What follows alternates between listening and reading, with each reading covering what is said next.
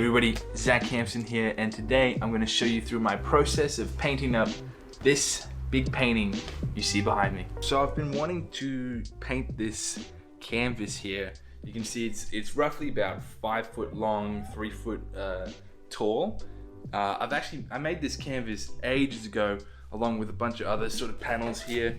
It's just been sitting here in my studio as I've kind of just been thinking about it, stewing on it, thinking about what could I do with it. Originally I was going to take it out on plein air and try and do a plein air with it, but now I kind of just, after sitting on it and thinking about it for a while, I want to upscale a plein air painting I actually did quite a while ago called the rocks at Nora Head. I think I called them fishermen or casting lines or something like that. You can see the painting here, I'll show a clip. But essentially all I want to do is upscale that painting, that plein air painting, into a much larger, more detailed, more rendered out piece, which I think will actually look really nice at this scale, because I already like that composition, I already like that subject. I think it works really nicely as a painting, and I think at this scale it's going to look even better, honestly. So that's my motivation for tackling this giant piece and putting together this piece, upscaling from that plein air. And it's a real encouragement to, you know, not be so hasty with our artworks, really. You know, of course we want to get things done and be really proactive about the things that we do in our art and stuff like that. But also, you know, part of the process, along with painting and drawing, part of the process is just thinking about what I'm gonna do. Thinking about the process of, if I have a blank wall in front of me, what do I want to see on it? That is just as important as painting and drawing. So that's why I've left it for so long before I've actually tackled this. Alright, welcome everybody to this video. There's a lot to get through. I've broken down this painting process into 3 stages. You'll see exactly what they are as they come along, but without further ado, let's get to it. Stage 1, prep, sketch, and block-ins. What I'm doing here, as you can see in the video right now, is that I'm actually prepping up the canvas. So I prefer to have a sort of a smoother surface when I paint. That's why I really like painting on panels. But when it comes to painting on canvas, I like the thickness and the weight of the 10-ounce canvas, but it's always a bit toothy for my taste. It's always a bit rough. So what I like to do is I just like to take some gesso and I like to prime it out, smooth it out, give it a good usually about 3 or 4 coats, and sanding in between each coat to get it to a nice consistency, a nice smoothness of that canvas that I really like to work on. When it's that smooth, I really feel a fluidity comes into play with painting on top of it. Just because that smooth surface, I feel like I'm able to glide across it and able to just paint across it with a lot of ease. So that's why I really like painting on a smooth surface, and I prep it that way. Just priming up the canvas now with a wash, just a general sort of burnt sienna sort of wash, nothing fancy. I just like to tone it down to a sort of warmer color. No rhyme or reason particularly behind that. I just like to get rid of that white and have a nice, subtle, cooler, warmer wash over the top of that. Bringing out my ruler here to find that horizon line and try and get that squared off and get that straight. I know there's nothing worse than starting to paint up a landscape where you can see the horizon line and it's actually wonky. We don't want that, so a good angled ruler will help you get that into place, square that off really nice and fine. Next, after finding that horizon line, I just like to find a nice loose sketch out of the composition, just making simple shapes, simple lines of where I want to place things, how I want to place things, and in what position and where they're going to sit in adjacent to each other. And this, you know, I like to take my time with this process. This process is a process that you should take as much time as possible to get right. Really, there's no reason to rush through this stage. You know, it's exciting to get the painting. You know, we get to the painting. That's exciting. We'll get that done. But it's really important that we have a good SketchUp in place before we start to paint down, making sure that we're happy with the places that we've placed all the drawings, and that they're good to go. Because if they're not good to go, then it's going to be harder for us to fix them up once we've put paint down. So take your time, sketch it out, make sure everything's in place that you really wanted to be placed, and take it from there. So the first thing I choose to block in is the sky, simply because it's the furthest thing away in the composition, and usually is in most landscape compositions. The sky tends to fall in the furthest thing away category in the composition. It's just easier to start furthest thing away and then work forwards to the foreground in the composition. It's just a much easier, simpler way to paint, and just keeps things nice and clean and easy to follow, so you know what you're doing. It's it's a lot simpler to sort of break things down in that respect, to go back to front, than it is to just go this piece and this piece and then that piece, because it's a lot easier. One of my mentors told me it's easier to paint leaves on top of sky than it is to paint sky through leaves. And I thought about that, and I was like, yeah, no, that's 100% right when I heard that first off. And it makes sense, whatever the largest object is behind it, it's easier to put detail in front of it than it is to try and put what's behind something that's already in front of it. You get what I mean. The next thing I place in is going to be the horizon line of the ocean. And I'm just keeping everything nice, loose, blocky, just trying to find those sort of simpler values, simpler colors of these sections. Obviously not going to be the final colors, not going to be the final workout. These are just simply to get into place, the block out, the layout, the what Cesar Santos calls the dead coloring stage. This is essentially that. I'm just finding, the sort of neutral colors of each section, and trying to work them in. So I'm trying to find that neutral sort of happy medium of that ultramarine blue for that big chunk of the ocean there, and then the nice subtle darker greens, trying to pop them in there too, and then finding those like nice mid-tone cooler blues reflecting the sky there while I try to work up the composition of the ocean. The ocean's something you'll see me move back and forth on throughout this painting. It's something that really takes a lot of time to build up and form and sculpt in. So I just, take your time with it. That's what I choose to do. I sort of take my time with that piece. You can see I've left a lot of those pieces a little bit open there. While I'm thinking about how I'm going to form that, I kind of just move on to the next section to block in while I'm doing that. So when you're finding yourself not too sure how you want to make something, or not too sure about what you're doing in one certain area, just move to a different area. Just move to a different section, and usually it'll help. So, stage 2, second painting, sky and ocean, and further block-ins on the rocks. Second painting, man. Already. How crazy fast is that, huh? Second painting, I just like to let it sit for a couple days before I start to work on it again, and then I start to just oil out whatever sort of areas are sort of drying faster than other areas. Oiling out just consists of just linseed oil, just going over that with a thin wash, just making sure all areas are kind of even in the oiling out process that they're undertaking as they set into the canvas before I start painting. And also oiling out also helps you with a nice slicker surface to paint on as well. Just kind of makes your brushwork a bit more fluid than it is to just paint dry over setting paint, which can sometimes be a bit tacky. So oiling out is a really great process. I'd recommend checking out that process via Google and look into that, because it's quite a process, and I really recommend people look at that. Just working up some of the what I left when I finished the block-in stage for the sky and the ocean and all that. Block-in stage is exactly what it means.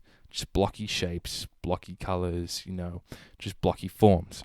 Second stage is just refining those bigger shapes into smaller shapes. Here you can see I'm working the sky colors. I'm trying to get that nicer, more vibrant gradient that I saw on the day, as well as what I'm seeing in my reference photos as I paint this. Also, just to reiterate, this is a scaled up version of a plein air painting that you would have seen in a previous video that I talked about in the beginning there. So it's really nice to have been there on location, painted up that little plein air piece. That way, I can just reflect on that memory, that feeling of being in front of this scene, painting this scene, what it was like being there, what it was like seeing those colors with my own eyes. It makes a big difference to have been there, seen it, done a painting, then go to the studio and then blow it up, than it is to just take a couple of photos and then paint it up in the studio, or to just see a couple of photos and paint from those. The plein air piece really helps connect you into the piece so that you're able to be even more subtle with the way that you compose things, such as like colors and composition. You get a lot more variety when you're actually there. You get to choose and pick and pull, because the sky changes as the more time that you spend there. The ocean obviously is constantly changing, so you get to pick and choose what sort of crashing wave that you like more over the other one. So really recommend, if you're going to start up a landscape, just head out there if you can. Head out to the location, start painting up on that location, and get a couple of little paintings done before you start up in the studio. Really goes a long ways to help. Same process here as it was in the sky. I'm working the ocean now into taking these bigger blocky forms, trying to pull them down into smaller forms. I'm just trying to sculpt this ocean. Like I said, this ocean is going to take quite a bit of time to properly sculpt, properly shape to my liking and to my composition, the way that I'm thinking of this process. So I'm just trying to take my time with it, finding where the light is hitting it, what I want to bring forward, what I want to push back, what shapes I want to refine, what shapes I want to let loose a little bit as well. A lot of my a painting style that I really like is people like Soroya, and the way that he paints landscapes and the way that he paints in general is just this nice fluidity, this nice looseness, this nice natural sort of ease of a brushwork. I really admire that type of brushwork, and that's something I try to bring forward in my paintings. I'm not really big on heavy detailing. That's just not my thing. I don't enjoy painting heavy details at all, really. I do enjoy it when I want to push something forward. When I want to bring something out. But for the most part, I really enjoy this easy, natural, relaxed sort of illusion of this easy painting that I try to bring forward in my works. It's this beautiful illusion that happens when you stand back from the painting and you see this landscape and you're like, wow, it's a beautiful movement, this beautiful textures going through there, beautiful brushwork. You see the brushwork bright as day, and then when you get closer, it starts to unravel. It's like this beautiful unraveling. You can see the brushworks and the weird shapes and the strange marks that make up the landscape. I really love that. It's enjoyable to see something that's painted heavily with detail, and you get closer and you just see more detail. It's beautiful. I love that too. But what I love more than that is just that I'm getting excited thinking about it, is that beautiful unraveling of the illusion of the painting as you come towards it and you see this brushwork, and it's just unravels before you, and you realize, this is a painting. You can see that brushwork. You can see the looseness of strokes. Now, I don't mean looseness of strokes and easy brushwork just to be mindless about it at all. No, we're taking very heavy consideration about the brushwork, about where I'm placing marks, where I'm not placing marks. All of this comes into play, of course, but it's just that relaxed, easy, beautiful breathing type of brushwork that I really love and I really admire, that I really try and pull forward into my works. So that's why you never really see me push a lot of detail in my landscapes in particular. In my portraits, I push a lot more detail because there's certain aspects of a portrait where it kind of requires you to pull the detail out of it to and then leave certain areas a bit looser. It kind of requires you to have that sort of refinement, whereas landscapes, not so much, especially a landscape at this scale. I feel landscape at this scale, the size of it, you have to really stand back, just in general, to just take it in, really. And so, standing that far back, it's kind of like what really matters when you're standing 7 feet away. That's a really interesting thought to consider when you're painting. Just step away from your painting. Stand at least 7 feet back. And that's kind of where people kind of stand anyways from paintings. In just as a general rule of thumb, is people generally stand like 3 meters, 7 feet back, away from a painting. So stand that far away and think, okay, what matters? What really matters? What doesn't matter? It's a really interesting thought process to play around with. Working in these rocks here, I'm still in this sort of blocking stage-ish of the rocks. I'm trying to find their groove, trying to find the way that the light falls on them, trying to find their form, really. So I'm keeping my brushwork really loose, really scumbly-esque, just trying to find those basic shadows and basic lights of the rock formations here. That way, in stage 3, I'm able to build upon them and pull them out and make them a bit more refined in their shapes and all that. It's a lot easier on yourself to be able to just, find the major values first. So the darker areas, the lighter areas, those mid-tones, have them nice, loose, blocky, and then work on top of them and refine them after that, than it is to go into refinement straight away. Refinement straight away kind of lends itself to this flatness of brushwork, I find. Whereas you build upon something in layers, and then from blocky to refinement, you kind of get this built-up texture, this beautiful brushwork that sits on top of each other, and you can kind of play around with the lost and found a lot more than you can if you just go straight into refinement straight away. So that's kind of my thought process for the second stage, is that looseness, that coming together of those initial block-ins, just pulling things ever so slightly together, just slowly, steadily, just pulling, and eventually I find these shapes that I'm really happy with, and you only really find these shapes that you're really happy with by doing that slow pull. Third stage, third painting of sky, ocean, and rocks. So this is a stage where everything I've been doing has led up to. This is where I'm going to pull in my brightest brights. This is where I'm going to pull in those more vibrant colors. This is where I'm going to pull in those more rigid shapes. This is where I'm going to lose some of those edges where I want to lose them, and so on and so forth. This is the stage where all of that comes together. And you could see that start to take place on the way that I'm working this cloud in the sky here. I'm using a lot more vibrant white here. It's a little bit toned down. I'm using a titanium white and yellow ochre, just ever so slightly yellow ochre to pull through there. Not much. I just didn't want a solid white to pull through the clouds there.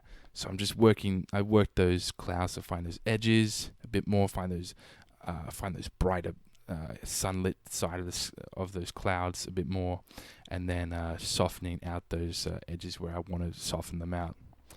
Working into the ocean, I'm just trying to find those lighter sunlit parts of the ocean. I realized a lot of the back part of the ocean was a bit too dark, and it was pushing it a bit too forward for my liking, and I had to actually even that up with finding a bit more of a cooler tone with that ultramarine blue, find that nice reflectiveness of the ocean that it has so beautifully, with reflecting the sky there.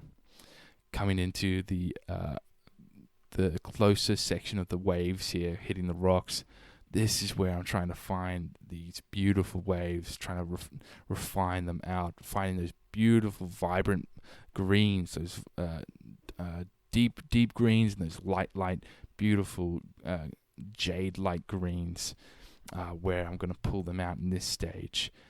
And on the day, I just remember seeing these waves and how beautiful and how green and vibrant they were. So that's what I'm just trying to bring across in this painting, is those beautiful, vibrant greens, trying to pull them through this work so that they can really pop and have a really solid form to them, so you can see the sun coming through them. Working into the rocks here as well, there's a lot of the water is splashing up against these rocks as well, so I'm trying to pull some of that water on top of them and trying to refine some of these shapes of these rocks as well, trying to give them a bit more form, because a lot of these rocks I want to be the center of interest for this piece, and so I want to give them a bit more refinement than everything else in this piece, as they are the center of interest. So I'm just taking my time, got a smaller brush here, working those more interesting shapes, more rigid and refined shapes of the rocks here, where the light's hitting them, where the light isn't hitting them, and the mossy greens on top as well, giving that a bit more vibrance in the top of them as well. It's really beautiful being able to paint the water coming off of the rocks, like it's just hit it and it's soaking back down, getting ready to hit it again. I love that sort of, it's like that moment where the ocean's taking a breath, and then it's about to push back against those rocks again just in an instant. So painting the water, just touching up on those rocks, I really, really love that. It's falling off those rocks. It just gives me a sense of that the water is just, like I said, in that state of pausing before it just comes back to the rocks once again. I really enjoyed that, and that's something I really want to pull forward in this painting process. Is that fact? Working on these the closer rocks here as well, trying to refine the darker shapes in them as well. There's a couple of shapes, especially in these foreground rocks, that I wasn't particularly happy with, that I felt needed a lot more work. I don't know. I didn't know exactly what it was. I took quite a number of days, just painting maybe a couple hours each day, just to find these shapes, take my time with these shapes, and really be able to sort of find what I was looking for properly. It took quite a while to try and find these shapes that I was really happy with these foreground rocks. There was a lot of water over them. There's a lot of different forms happening in there.